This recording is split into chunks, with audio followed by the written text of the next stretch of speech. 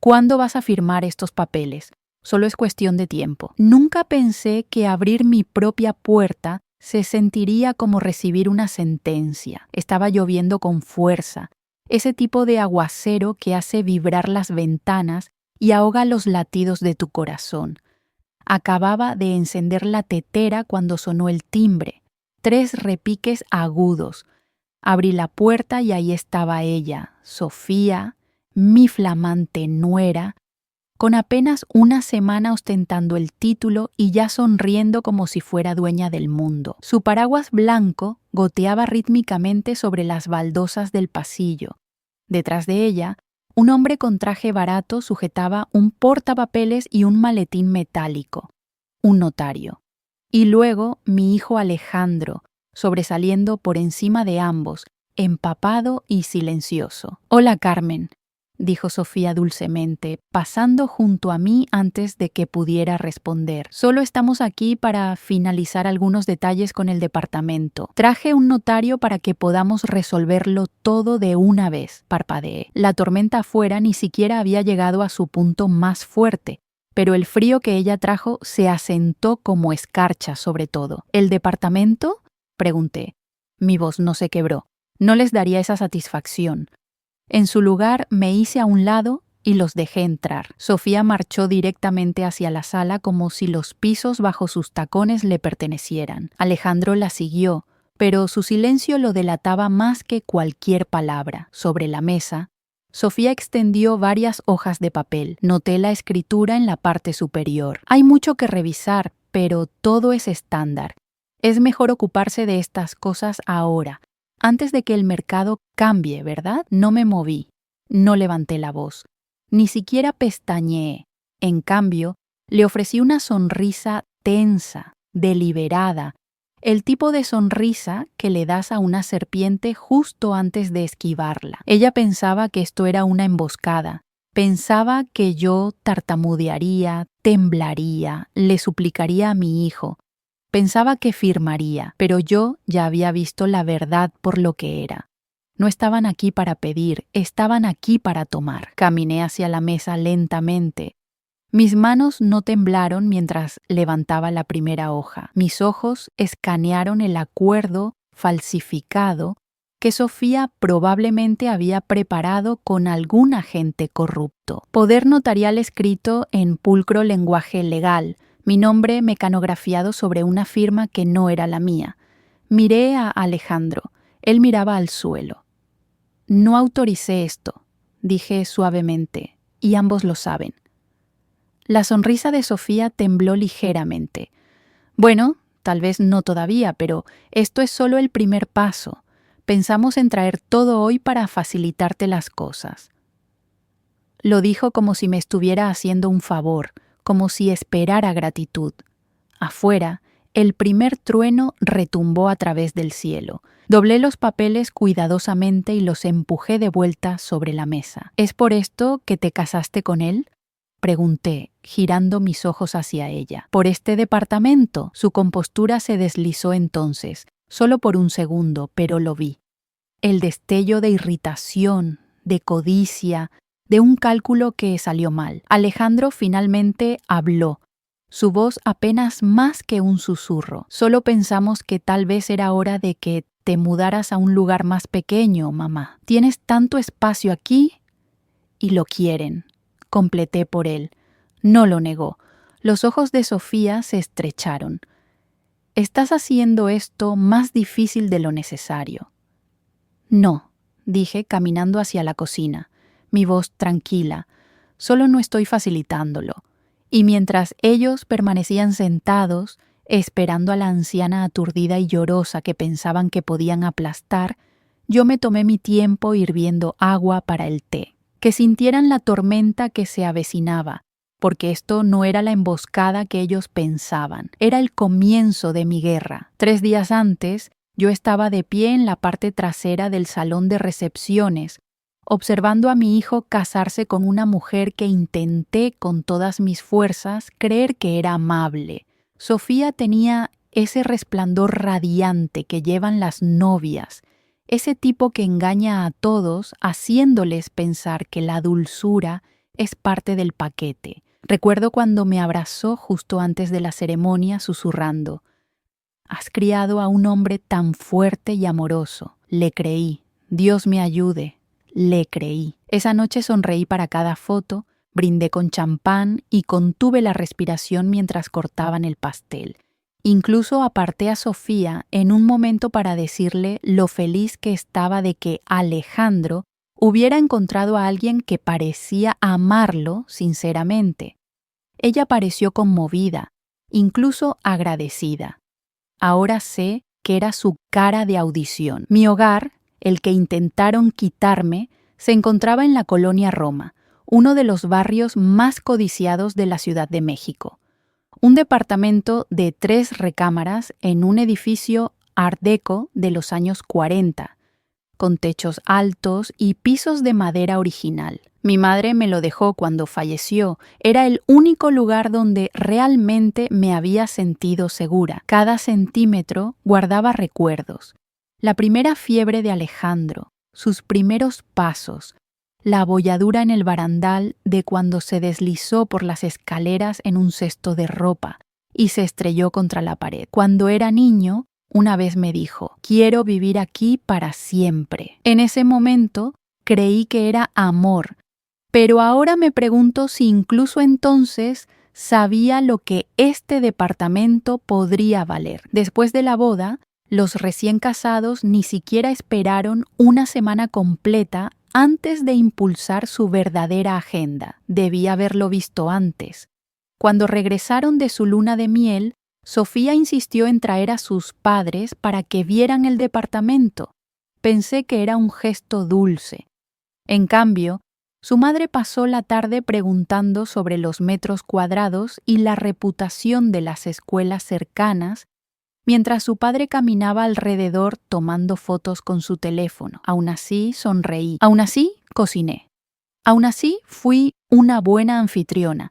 Porque, ¿qué más haces cuando tu hijo invita a lobos y los llama familia? No fue hasta la mañana siguiente, después de que se marcharan, que me permití sentir lo que me había estado carcomiendo todo el tiempo. Esto no se trataba de familia, se trataba de adquisición. Mi hogar, el mismo techo que los protegía, se había convertido en un premio. Y, sin embargo, me mantuve calmada. No porque no estuviera enojada, sino porque ya sabía hacia dónde se dirigía este camino. No entendían quién era yo. Pensaban que era sentimental, que mi silencio significaba acuerdo, que la amabilidad me hacía débil. Pero este departamento no les pertenece. Nunca lo hará. La mañana después de la boda, me encontré en el pasillo fuera de la habitación de invitados. La voz de Sofía flotaba a través de la puerta entreabierta como un perfume mezclado con veneno. Entonces, ¿cuándo desbloqueamos el departamento?, susurró. Hubo una pausa, un suave crujido. Quizás pensó que no estaba cerca. Está ahí sentado, continuó. ¿Sabes cuánto obtendríamos por un lugar así? Podríamos invertir, renovar, incluso mudarnos a algo más moderno. Quiero decir, ¿cuánto tiempo más van a necesitar todo ese espacio de todos modos? No pude escuchar la respuesta de Alejandro. Tal vez no dio ninguna. Tal vez ese silencio fue su respuesta. Me quedé quieta durante mucho tiempo después, una mano apoyada contra la pared del pasillo, la otra sujetando un paño de cocina doblado que había planeado llevar a la lavandería. Esa frase, desbloquear el departamento, seguía resonando en mi cabeza, como si yo fuera el obstáculo final, como si mi existencia no fuera más que una bisagra en el camino. Quería creer que solo estaba hablando sin pensar, arrastrada por la emoción del nuevo matrimonio, soñando en voz alta. Eso es lo que me dije todo el día. Eso es lo que seguí susurrando incluso mientras le preparaba café y elogiaba sus uñas. Aún así, el frío permaneció. Más tarde, esa tarde, Alejandro y Sofía bajaron juntos. Ella estaba envuelta en su bata, sonriendo como un gato que sabía que el sol siempre la encontraría. Actuaron normal, incluso cariñosos. Sofía preguntó si teníamos leche de almendras y si podía ayudarla a encontrar su cargador. Se apoyó en mí y me llamó mamá. Y yo seguí el juego porque ya había decidido algo tranquilamente en mi corazón. No les advertiría, no los confrontaría, no mostraría mis cartas. En lugar de eso, escucharía, recordaría. Los dejaría sentirse seguros en su plan el tiempo suficiente. Esa noche preparé mi té extra fuerte y me senté junto a la ventana en la sala, mirando las hortensias descuidadas. Mi madre las plantó antes de fallecer. Cada primavera explotaban en azules y morados, a veces rosas si el suelo cambiaba. Solía decir, una mujer que controla su propia propiedad controla su paz. Estaba lloviendo el día que me encontré con la prima de Sofía. No a cántaros, solo esa llovizna suave de la Ciudad de México que empapa tu abrigo silenciosamente. Estaba en el pasillo de productos del mercado de la Condesa, parada entre las peras y los rábanos, tratando de recordar si me quedaba mantequilla en casa, cuando escuché a alguien llamarme. «¡Tía Carmen!». Me giré. Me tomó un segundo ubicarla. Marisa, creo, la prima de Sofía por parte de su padre, la del trabajo en marketing y demasiado maquillaje. Se apresuró hacia mí, su bolsa de tela balanceándose en su brazo. «¡Hola, Dios mío! ¡Felicidades!». Sonreí educadamente. «Gracias, querida. ¿Por qué?». Ella se rió. «Por vender el departamento, claro». Mi mano se tensó alrededor del carrito de compras. «¿Disculpa?». Ella inclinó la cabeza, confundida. «Sofía dijo que estabas reduciendo espacio, algo sobre una oferta realmente buena ya sobre la mesa. Todos han estado hablando de lo rápido que sucedió». Solo la miré fijamente. Marisa no pareció notar el silencio, o tal vez lo confundió con modestia. Me dio una palmadita en el brazo y dijo, «Bueno, espero que estés consiguiendo un lugar con elevador esta vez. Estos viejos edificios Art Deco son hermosos, pero brutales para las rodillas, ¿verdad?». Guiñó un ojo, saludó con la mano y se dirigió hacia la sección de carnes como si acabara de elogiar mi cabello. Dejé mi carrito justo ahí en el pasillo. Mis manos temblaban cuando llegué al auto, no por miedo, ni siquiera por traición, por furia. Sofía ya había comenzado a hablar como si mi hogar fuera suyo para vender, como si yo ya hubiera estado de acuerdo, como si la tinta se hubiera secado y simplemente hubiera olvidado presentarme a mi propia transacción. No conduje a casa, no de inmediato. Me senté allí en el estacionamiento, mis dedos apretados alrededor del volante, mirando la niebla en el parabrisas, y entonces comencé a hacer llamadas. Contacté a un viejo amigo de mi club de bridge cuyo hijo trabajaba en bienes raíces locales. Le di el nombre de Sofía y pregunté si ella se había comunicado con ellos. Me devolvió la llamada en menos de una hora. «Sí», dijo. «Les dijo a la oficina que tenía un poder notarial para ti. Comenzaron a sacar comparables y programaron una visita la próxima semana». Mi sangre se heló. ¿Poder notarial? Estaba falsificando documentos. Esa noche abrí el viejo baúl de cedro en el armario de la habitación de invitados, el que guardaba la caja de joyas de mi madre, la Biblia familiar y la carpeta de manila desgastada con la escritura original del departamento.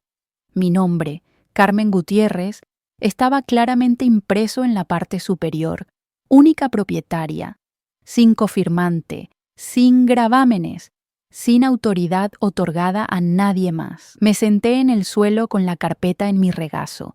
El trueno afuera apenas más fuerte que los latidos de mi corazón. Una cosa era hablar a mis espaldas, otra era entrar en una oficina de bienes raíces fingiendo ser yo. Eso era fraude, y no lo dejaría pasar. Pero aún no llamé a Sofía, no confronté a Alejandro, no marché y exigí respuestas, no todavía, porque ahora tenía algo mucho más poderoso que la confrontación. Tenía evidencia, y los dejaría caminar directamente hacia su propia trampa. No dormí esa noche, no porque tuviera miedo, no lo tenía, sino porque nunca me había sentido más despierta. A la mañana siguiente, concerté una cita con mi abogada, Luisa Méndez. Nos conocíamos desde hacía 20 años, desde que me ayudó a resolver el patrimonio de mi madre.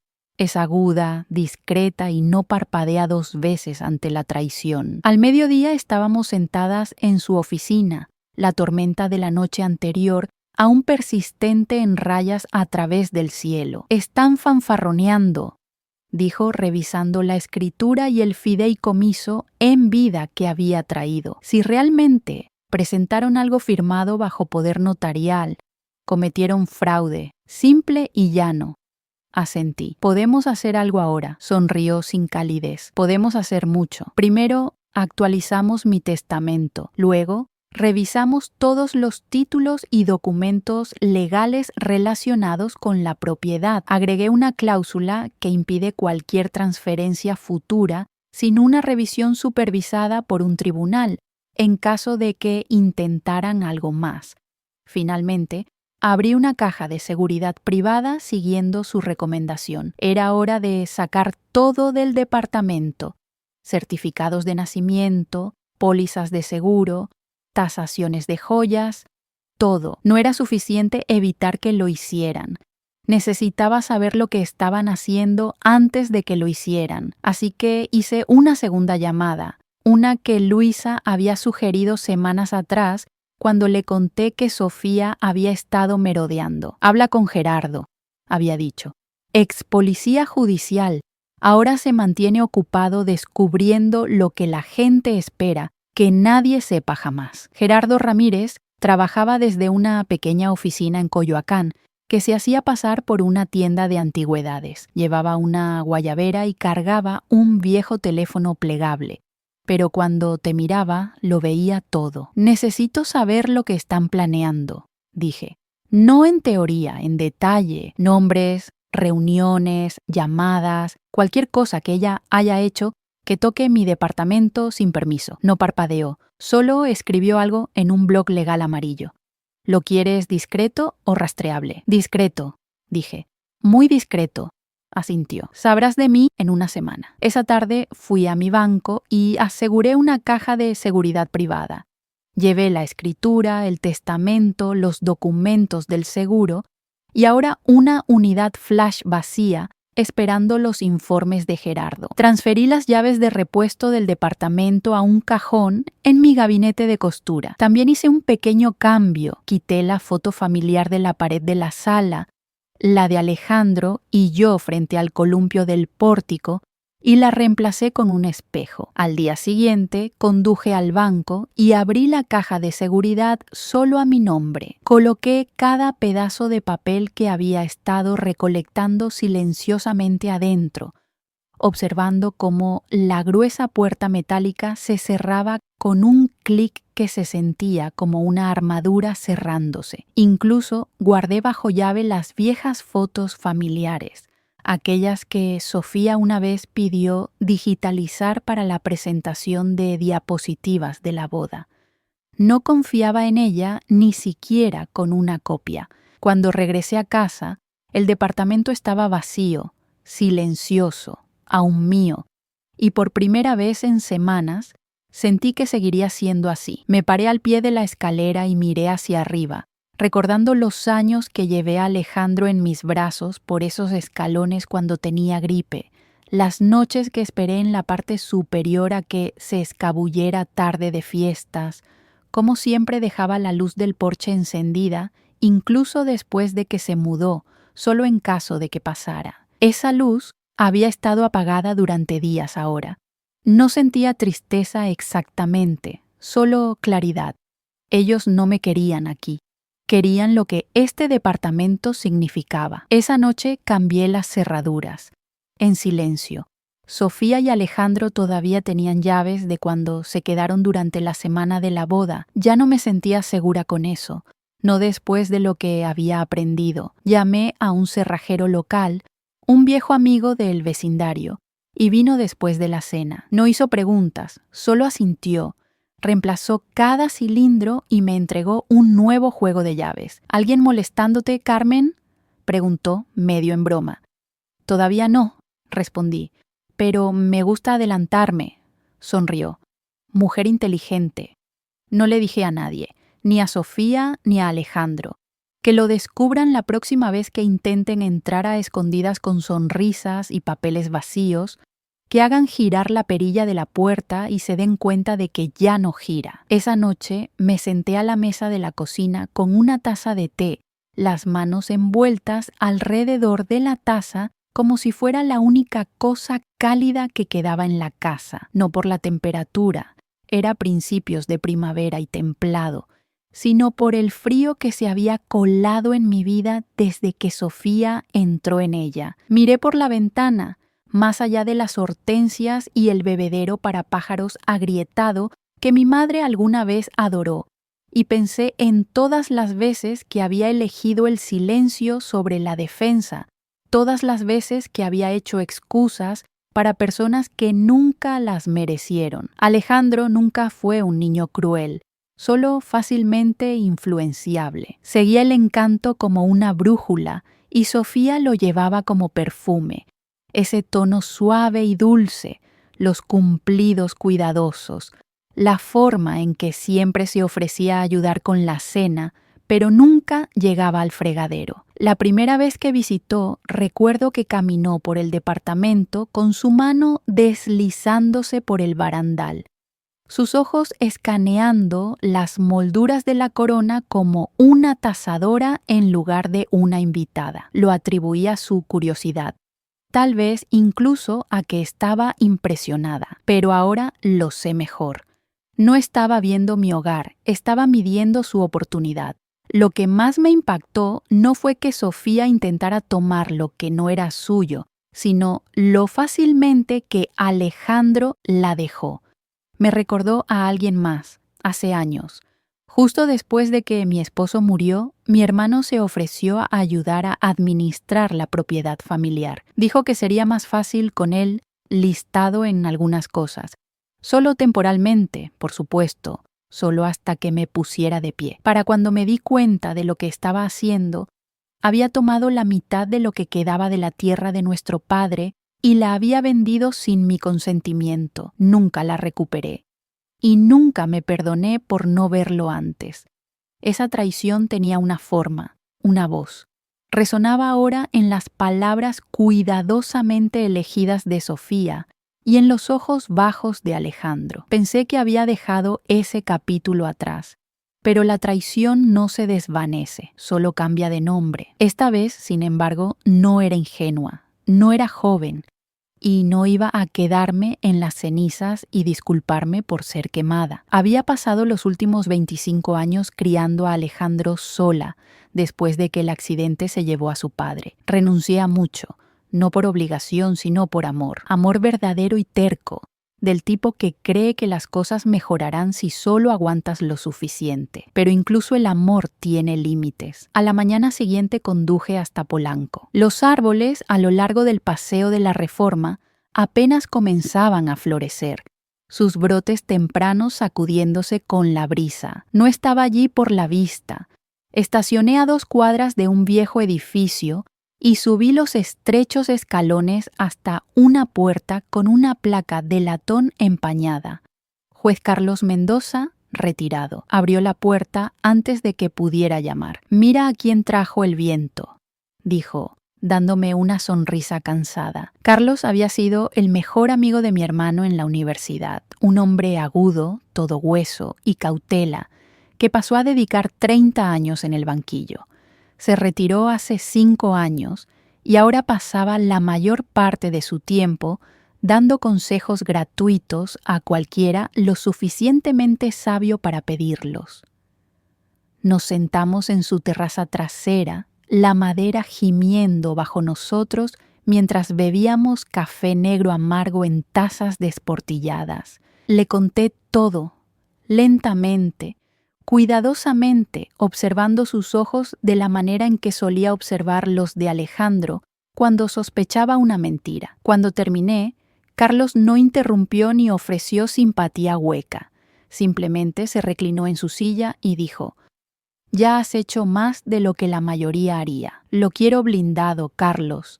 dije. Quiero que no importa lo que intenten, no puedan tocar este departamento, ni en mi vida ni después. Asintió. Entonces actualizaremos tu testamento. Querrás un fideicomiso, y no solo uno para el departamento. Levanté una ceja. Supongo que tienes ahorros que ellos desconocen. Sonreí por primera vez esa mañana. Bastantes. Bien, dijo. Necesitarás 2 fideicomisos, uno para la propiedad, otro para el dinero. Y necesitarás un nuevo heredero. Hice una pausa. Tengo a alguien en mente. No insistió, nunca lo hacía. Solo asintió y sacó un bloc legal del cajón de la mesa, garabateando con esa pequeña y eficiente escritura suya. Para cuando me fui, el marco estaba establecido. Un fideicomiso en vida para el departamento, protegiéndolo de la validación testamentaria y de impugnaciones. Un fideicomiso separado para la mayor parte de mi patrimonio, con un sucesor designado no relacionado con Alejandro o Sofía. Una cláusula que los desheredaba a ambos si intentaban interferencia legal, y una directiva sellada que no se revelaría hasta después de mi muerte. Esa noche actualicé mis contraseñas, trituré archivos viejos, quemé un puñado de cartas que había guardado por culpa, no por amor, y luego tomé un sobre de manila grueso del fondo de mi armario y escribí un solo nombre en él con tinta negra: Elena, mi sobrina, la hija de mi hermana, criada al otro lado del país, ahora maestra de escuela pública y la única persona que alguna vez llamó solo para preguntar cómo estaba durmiendo. Ella aún no lo sabía, pero estaba a punto de heredar más que un departamento. Iba a heredar paz, y con el tiempo entendería lo que eso significaba. Era media tarde cuando Alejandro apareció solo. Lo vi a través de la ventana de la sala antes de que siquiera llamara, parado en el pasillo cambiando su peso como un colegial, a punto de confesar haber roto algo. Abrí la puerta, pero no lo invité a entrar. «Hola, mamá», dijo suavemente. Me hice a un lado. Entró como si ya no reconociera el lugar, como si algo se hubiera desplazado. Lo observé mirar alrededor de la habitación. La misma habitación que una vez llenó de piezas de Lego y jugo derramado. Ahora parecía un invitado en la casa de un extraño. No se sentó. «Sofía cree que es hora», comenzó. «Tienes este gran departamento y es demasiado para que lo manejes sola». No dije nada.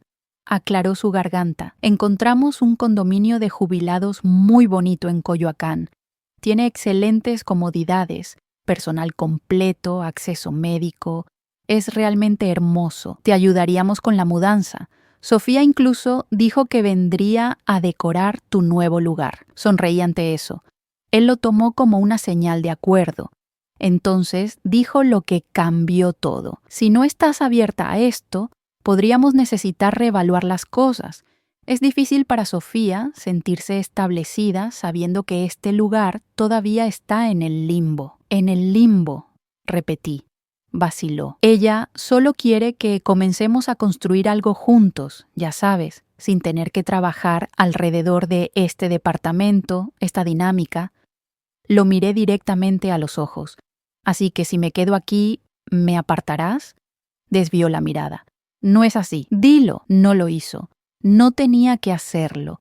Nunca lo había visto tan inseguro de sí mismo, tan ensayado y hueco. Sus palabras no eran suyas, eran de Sofía, alimentadas línea por línea, tal vez incluso escritas en papel de antemano. Ella siempre fue meticulosa. Quería gritarle, sacudirlo, preguntarle si recordaba quién lo cargó durante la neumonía, quién trabajó turnos dobles después de que su padre murió solo para pagar la hipoteca, quién cosió sus disfraces de Halloween a mano porque odiaba los comprados en la tienda. Pero no lo hice. Me mantuve calmada. «Alejandro», dije en voz baja, «no me voy a mudar», suspiró. «¿Por qué no? ¿A qué te aferras?» «Historia, hijo. Puedes llamarlo sentimental. Yo lo llamo ganado». Me miró como si acabara de hablar en un idioma extranjero. «No soy tu carga, dije sin rodeos. No decides cuándo desaparezco, lo intentó una vez más. Solo no quiero que perdamos el contacto, ya lo has hecho. Su boca se abrió y luego se cerró de nuevo.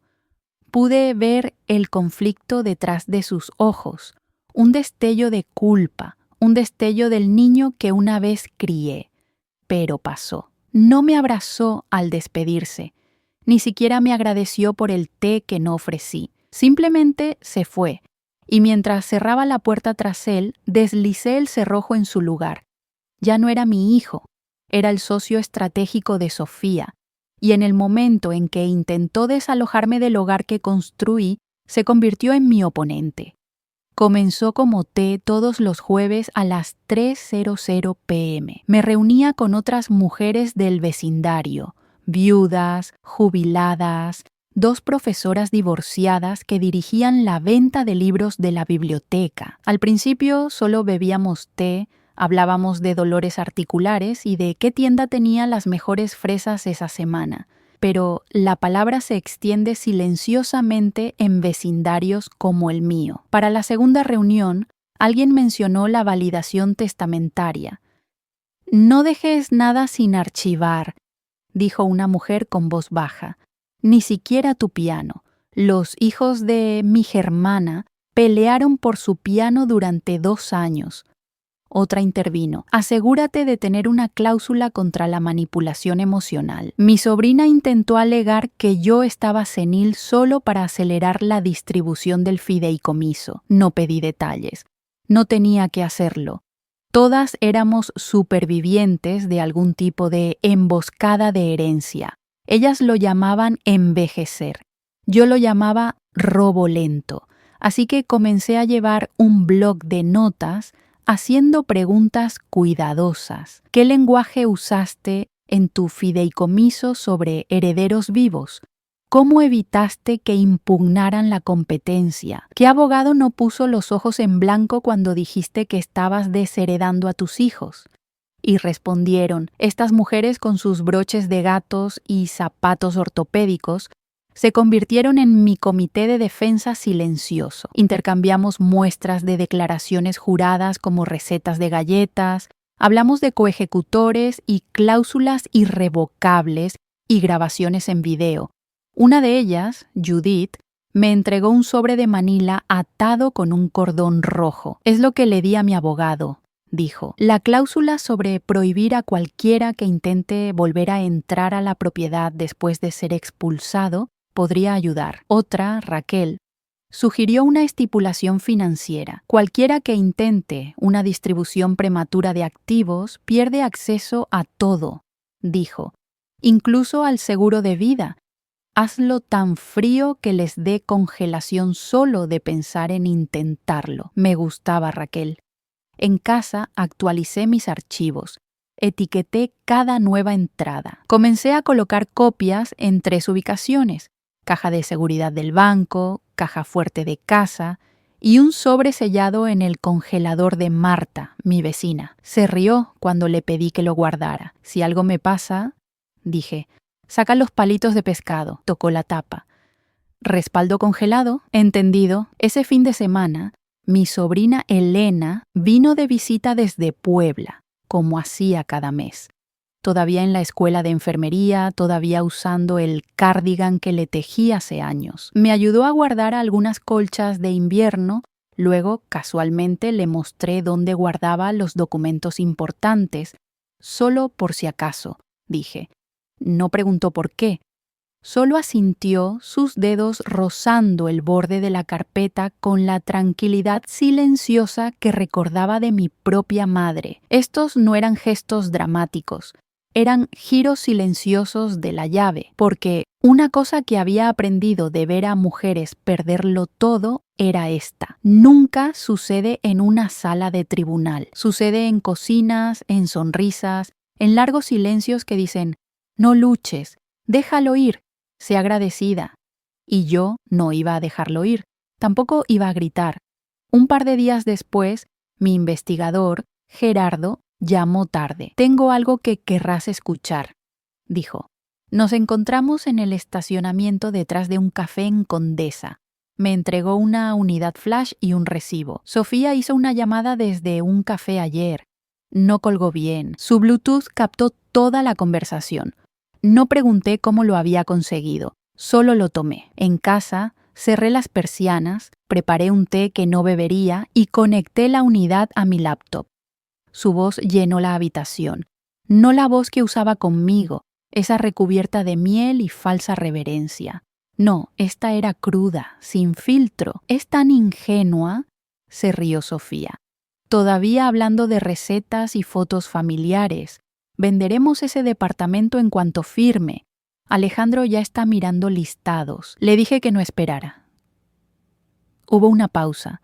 Luego la voz amortiguada de alguien más haciendo una pregunta que no pude distinguir.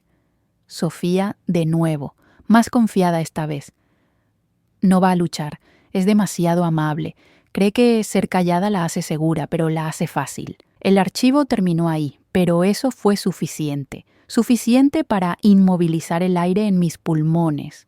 Suficiente para convertir la tristeza en algo más duro. Me senté un momento, manos plegadas, laptop zumbando suavemente. Luego alcancé el cajón lateral de mi escritorio y saqué mi diario. Documentación.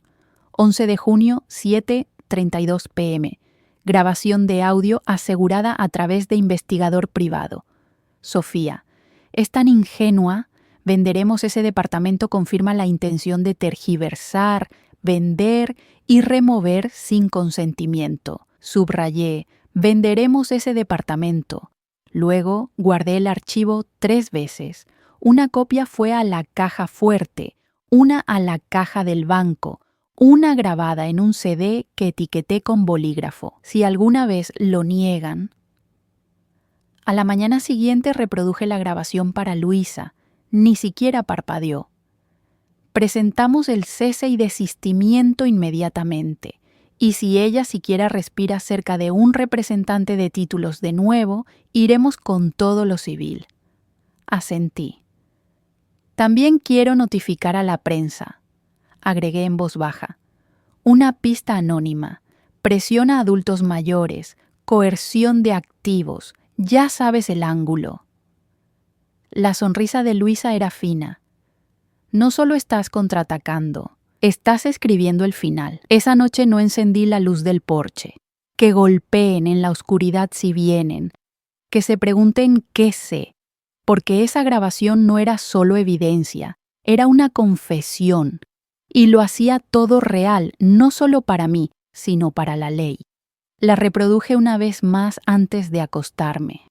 No por rencor, sino para recordarme a mí misma lo que estaba protegiendo. No solo mi hogar, sino mi voz, la que pensaron que nunca hablaría. Sofía no me veía como familia, ni siquiera me veía como persona. Era un obstáculo con un tapete, un inconveniente envuelto en tradición. Y Alejandro, él me había entregado a ella. Esa realización se asentó en mis huesos como hielo. Caminé hacia el cajón donde guardaba mi grabadora, la que había usado el día que llegaron por primera vez con el notario. Presioné grabar y narré en silencio lo que acababa de escuchar. Luego guardé el mensaje de voz en 2 unidades diferentes. Mientras colgaba, miré alrededor de mi hogar, el barandal tallado a mano, el papel tapiz floral en el pasillo, la fotografía descolorida por el sol del 3er cumpleaños de Alejandro. Este departamento no era un premio, era una promesa, y quemaría todos los puentes para mantenerlo fuera de sus manos. Para el martes por la mañana, el plan estaba en marcha. Llegué a la oficina de Luisa justo después de que abriera. Ya estaba revisando el mensaje de voz en una bocina escondida detrás de la lámpara de su escritorio. No levantó la vista cuando se reprodujo, solo anotó algo en su bloc de notas con un lápiz que necesitaba afilarse. Cuando terminó, cerró el archivo de un clic. Eso es suficiente, dijo. No se refería emocionalmente. Se refería legalmente. Redactamos el cese y desistimiento ese día. Lenguaje formal, preciso, dirigido no solo a Sofía, sino también al agente inmobiliario que había tomado sus llamadas, Luisa se aseguró de incluir una línea sobre suplantación, tergiversación y revisión legal pendiente. No los estamos acusando todavía, dijo. Los estamos advirtiendo. ¿Y el siguiente paso? Pregunté. Ella levantó la mirada. Mandato judicial, orden judicial, posiblemente daños y perjuicios, asentí. También quiero notificar al registro de la propiedad de la ciudad, agregué. Solo por si acaso intenta hacer trámites por la puerta trasera. Luisa sonrió, tensa, aprobadora. Firmé. Esa noche envié por correo 2 cosas. 1, el cese y desistimiento. 2, una pista anónima para el periódico local sobre presión inmobiliaria a adultos mayores en los suburbios. Sin nombres, solo una sugerencia de historia discreta. La línea del asunto decía: cómo el amor familiar se convierte en influencia inmobiliaria. No me estaba escondiendo, solo estaba cambiando las sombras. Mientras tanto, le pedí a Rey, el amigo de mi difunto hermano y ahora mi pastor patrimonial no oficial, que preparara la versión final del fideicomiso. Originalmente habíamos planeado presentarlo más tarde. Quería esperar, mantenerlo cerca hasta el último momento, pero ahora no necesitaba tiempo. Necesitaba finalidad. Al día siguiente llamé a Elena, le pedí que viniera. Llegó con pan fresco y una sonrisa nerviosa. La llevé a la cocina y le entregué un sobre sellado, su nombre impreso ordenadamente en el frente. Si alguna vez sucede algo, una estancia en el hospital, un viaje repentino, abre esto. Ella asintió, seria. Le dije dónde estaban las otras copias. Dónde estaba escondida la llave de la caja de seguridad, dónde vivía el código de la caja fuerte de casa, enterrado en un viejo libro de cocina entre las páginas de barras de limón. No hizo preguntas, solo sostuvo el sobre contra su pecho y dijo: «Te cuido». Asentí, lo sé, porque Sofía tenía una boca, pero Elena tenía una memoria. Esa tarde regresé a casa, serví una copa de vino y abrí mi laptop. El cese y desistimiento ya había sido firmado. El agente inmobiliario había respondido en menos de una hora. Disculpas por la confusión. Estábamos bajo la impresión de que la consulta era legítima. Hemos detenido toda acción. Bien, uno menos. El periódico local no había respondido. Podrían no hacerlo, pero eso no importaba, porque la próxima vez que Alejandro y Sofía llamaran a mi puerta, no encontrarían un notario, encontrarían un oficial de policía y una orden judicial. Y a la mujer que pensaron que nunca contraatacaría, dejé las luces de la sala encendidas esa noche, por si pasaban en auto. Volvieron un jueves, mismo notario, misma sonrisa presumida en la cara de Sofía, mismo sobre de Manila de gran tamaño. Pero esta vez había alguien más parado justo detrás de mí en el vestíbulo. El oficial Castillo, un hombre alto, de voz suave, con una placa que había solicitado a través de los canales apropiados. No abrí la puerta mosquitera de inmediato. Dejé que Sofía hablara a través de ella. «Tenemos todos los documentos finales listos», gorjeó. «Pensamos en hacer esto sin problemas, sin sorpresas. Incluso trajimos un bolígrafo nuevo». Alejandro se mantuvo rígido detrás de ella, los ojos fijos en sus zapatos. El notario desplegó el portapapeles. Esa fue mi señal. Abrí la puerta lentamente, solo lo suficiente para salir. No los invité a entrar. Ni siquiera reconocí al notario. Solo le entregué a Sofía un sobre grueso, oficial y pesado. «Esto es para ti», dije con calma. Ella lo tomó, confundida. «¿Qué es esto?» «Eso», dije. «Es una orden judicial formal de cese y desistimiento. Se te prohíbe cualquier acción legal o financiera con respecto a esta propiedad, con efecto inmediato». El notario se congeló. Sofía parpadeó. «¿Yo qué?»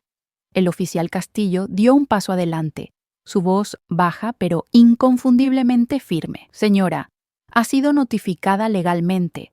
Cualquier intento adicional de representar esta propiedad en nombre de la señora Gutiérrez será considerado fraudulento y reportado al fiscal de distrito. La cabeza de Alejandro se levantó de golpe. ¿Llamaste a la policía para que viniera por nosotros?, espetó, su voz quebrándose con esa fina capa de vergüenza. No, dije. Llamé a los tribunales. Y respondieron. Las manos de Sofía temblaron ligeramente mientras abría el sobre, hojeando páginas que claramente no entendía. Esto es un malentendido. Estábamos tratando de ayudar. No necesito tu ayuda, dije. Y ciertamente no necesito tu notario. El notario reunió silenciosamente sus cosas y retrocedió por los escalones sin decir palabra. Alejandro me miró, realmente miró, y por primera vez vi algo que no había visto en él en años.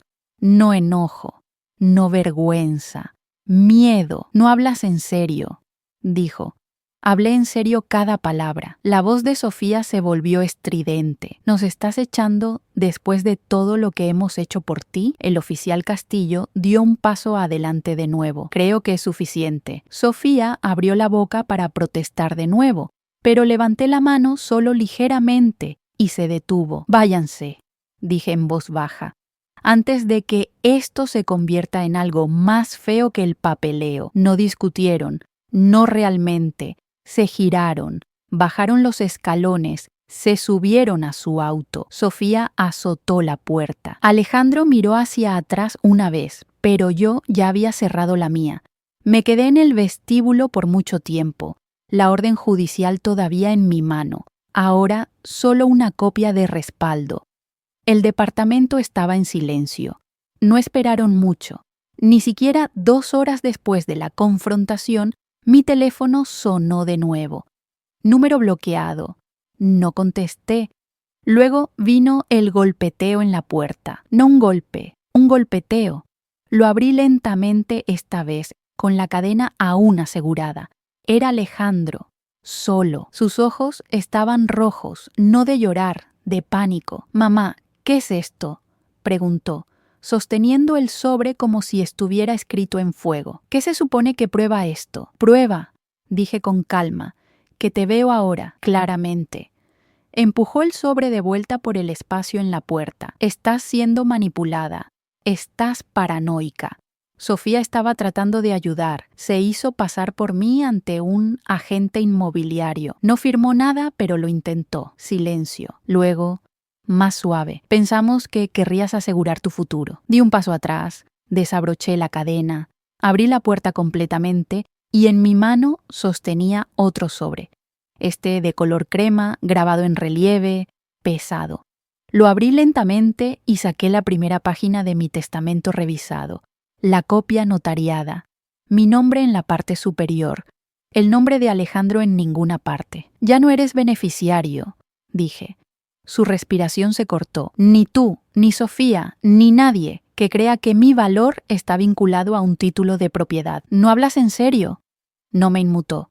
«Sí, hablo en serio», parpadeó como si lo hubieran abofeteado. «Te crié», continué, «y durante años te di todo lo que tenía, mi tiempo, mi fuerza, mi silencio, y pagaste eso con estrategia, con esquemas». Su voz se quebró. «Tenía miedo». «Yo también», susurré, «pero no usé ese miedo para desmantelar el único hogar que he conocido». Miró al suelo. «Por favor», dijo.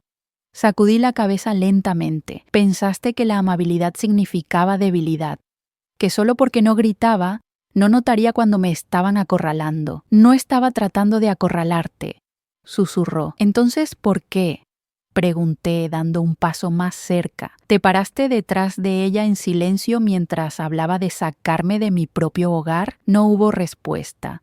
Le entregué el testamento. «Esta es la nueva verdad. No heredas este departamento, no heredas nada. Heredas lo que ganaste. Y lo que ganaste es ausencia». No habló, ni siquiera cuando Sofía apareció detrás de él a mitad del camino de entrada, gritando: «¡Está fanfarroneando! No lo llevará a cabo». Miré a Sofía una vez, solo una vez, y dije, lo suficientemente alto para que toda la calle escuchara: «Este departamento ya no está montado a mi nombre». Se congeló. Alejandro se volvió bruscamente. «¿Qué?». Sonreí débilmente. Ahora pertenece a un fideicomiso de preservación histórica, protegido, archivado y permanente, sin ventas, sin herencia, sin acceso. Nunca. La cara de Sofía se torció. Alejandro se volvió hacia mí, aturdido. ¿Lo regalaste? No, dije suavemente. Lo salvé.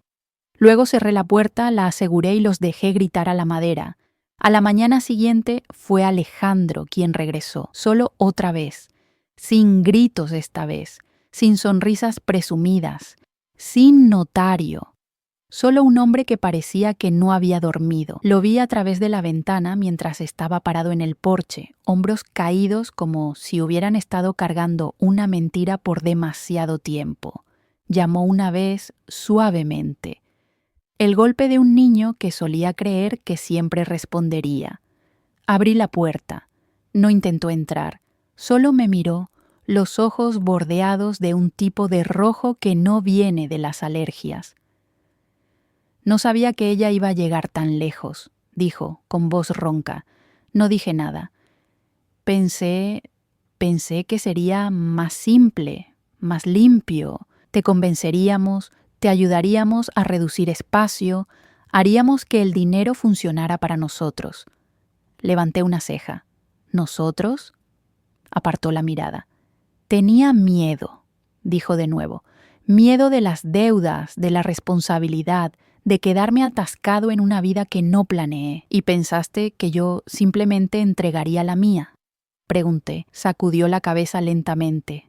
No, pensé que no lucharías. Eso me hizo pausar, porque tenía razón. Pensó que no lucharía. Y durante mucho tiempo no lo había hecho. No cuando su padre dejó deudas a mi nombre.